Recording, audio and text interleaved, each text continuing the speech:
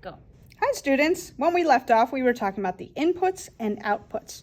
Hopefully your group has decided whether you are going to play with this independent or play with this independent. And remember, you will need labels, no CO2 as your control, 1 gram of CO2 or 2 grams, and these are going to be on your tubes.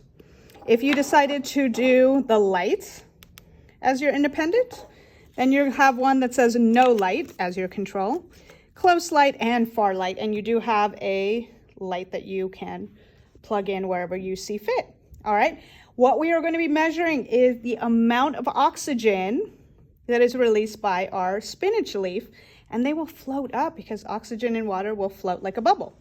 All right, so let's get to the procedures. So in your team bucket, you have a hole puncher and you have these syringes, and you're going to have some spinach. So don't get to the veins. Try and go around the veins. Let me switch to this one so you can see it. So I'm going to go between the veins and I'm going to hole punch. And you see I get a little, and it might get stuck in there, I get a little leaf disc. So we're calling these leaf discs.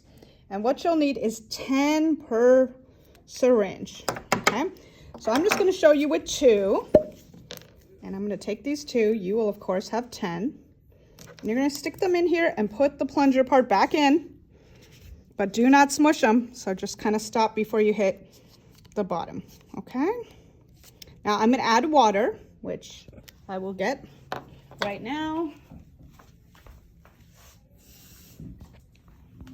Okay. So I'm going to grab some water. Okay. And you can see that they are floating. So my goal is to remove all of the oxygen before the experiment starts. So I can change my independence and then watch them float up. So right now they are both floating. What I'm gonna do is put my thumb over the tip and kind of press and pull back. Okay, give it a little tap, see if that does the trick. And if it doesn't, you're gonna do that again. We're creating a vacuum.